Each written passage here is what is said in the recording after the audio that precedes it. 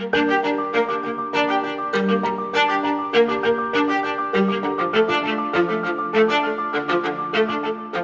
there, I'm Yankel, and I call this recipe not your grandmother's brisket, but pretty darn close. And I'm gonna tell you why, because it's a really simple one-pot recipe using things that you probably already have around or some variations of them, and it's absolutely delicious. So we're gonna get started, and the first thing we're gonna do is preheat our Dutch oven.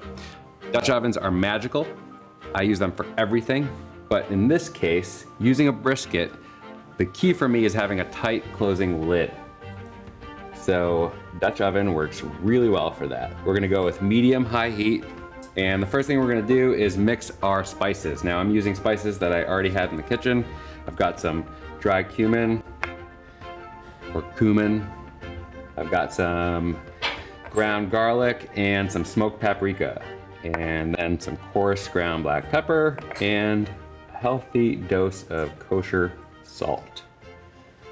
All right, now we're gonna mix all that together, coat our brisket, and we're gonna get to searing it. Now the key to a good holiday brisket, in my opinion, is the sweetness, and that comes from fruit. And normally it's jam. In our case, we're gonna use apricot nectar and dried apricots. So a little bit healthier, a little bit more natural, but still give you that nice fruity sweetness that you expect. All right, we're gonna coat this brisket real good. All sides, all edges, lots of seasoning. Now, big pieces of meat, you want to brown them.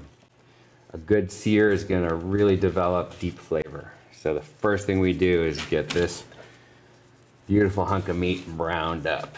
All right, high temp oil, that's key. As little scorching as possible. We want high heat for a good sear, but we don't want it to burn. Just enough to coat the bottom of the pan. We can go a little bit more spices here. Don't be shy with the spices. It's gonna be so much flavor happening. All right. We're ready to go into the pan. I'm gonna go with the fat side down first, so that gets nice and crispy.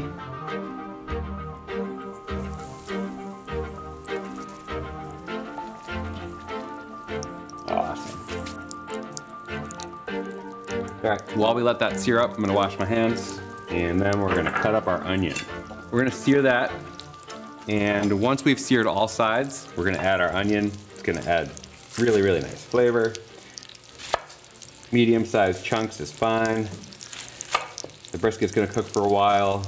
The onion will melt into the sauce. It's gonna be really, really good, but it doesn't need to be cut neatly, so chop away.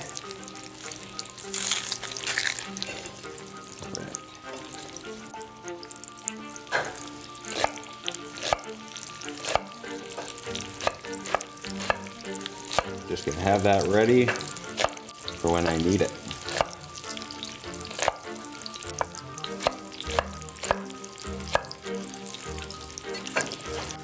Now the flavor elements are similar to the traditional Passover brisket, which is why I say it's not your grandmother's, but almost, because truly nothing will ever taste the way your grandmother's food did. But we can try our best to come close.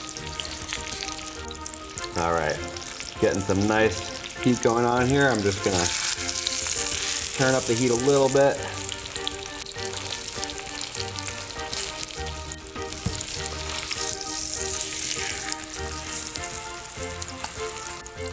You'll notice when you are searing dried spices, they can blacken. I don't think that's necessarily a bad thing. So if you do see burning starting to happen at the bottom, just keep things moving. You don't want any spice to burn in one place for too long, so if you stir, it's okay. And we're getting some nice browning happening here. And now we just wait. Patiently sear our meat, because that's really the key here. All right.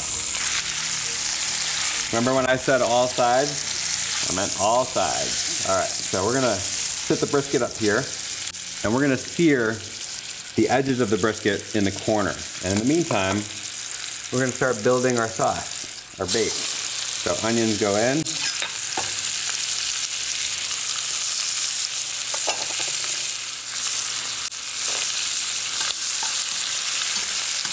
Just stir them around a little bit. And at the same time, I'm going to add my tomato paste. Now, tomato paste does a couple of things. It's going to add some body to the sauce. It's going to add some color to the sauce. But it's also going to add acidity, which is going to help break down all those tough connective tissues that you find in brisket.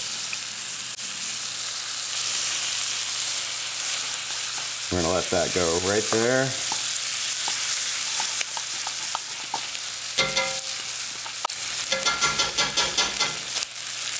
Flip that brisket over. Get a little sear on the other edge. And now I'm going to add mustard. Mustard is really the balance to that sweet fruit nectar and dried fruit that we're going to add to the sauce.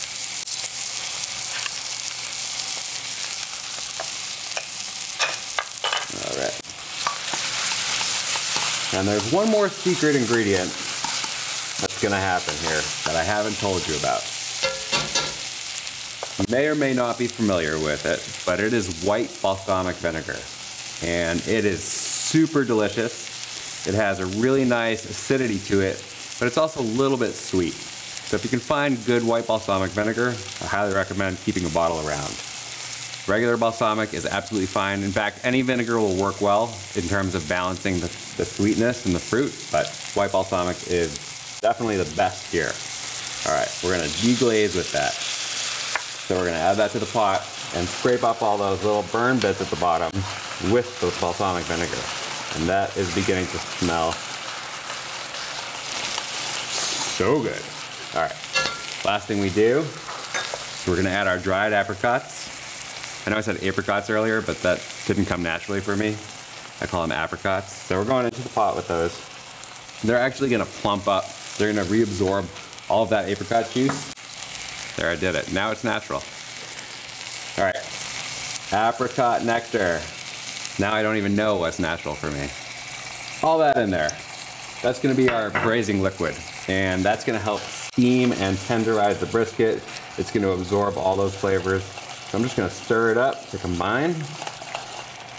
We're gonna sit our brisket right on top of that.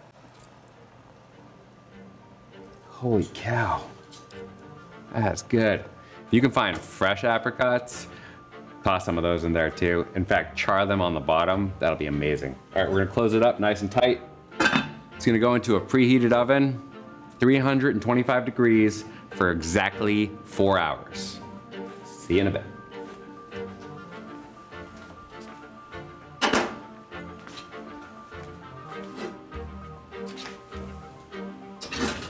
Wow, it's been 4 hours already. I'm gonna go grab our brisket.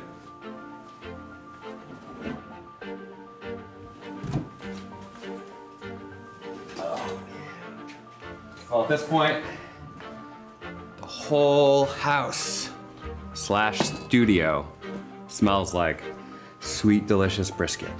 Let's take a look. Oh. Nobody wrote a script good enough for me to describe this brisket, so I'll just let the camera do the talking. No, really, that looks so good. Beautiful, crispy, tender. We're gonna see exactly how tender it is right now. So I'm gonna pull that out, put it on the board. Now, after 4 hours, if you wanna let it sit overnight in the sauce and cook it in advance, you can do that, and it's gonna taste that much better. But we are out of time, so we're going straight to the board. Now, it should hold together. Oh yeah, perfect. If it falls apart, you might have overcooked it a little bit, but in this case, I think we are in good shape. Oh, that sauce is gonna be amazing. All right, so when it comes to slicing a brisket, there's a very distinct grain. You want to slice against the grain for maximum tenderness. We're going to take a look here, and you can see right across the top there's a grain in this direction, so we're going to cut against that. And I'm just going to start right here.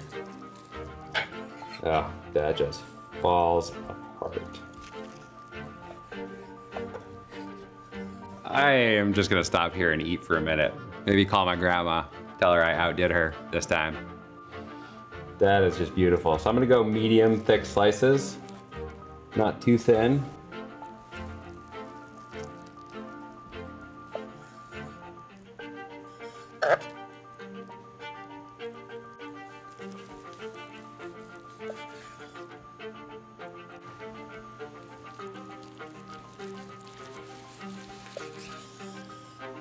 I can literally say, no matter what goes wrong in my life from this moment forward, I will always come back to this and be satisfied and happy.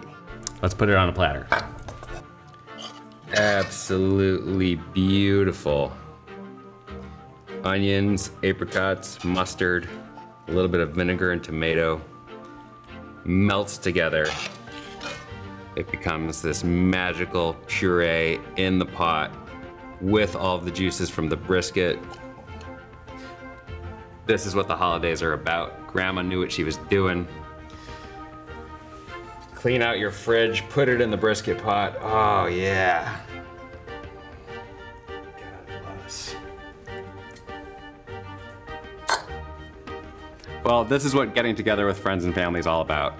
Big, beautiful pieces of meat, made delicious, made easily.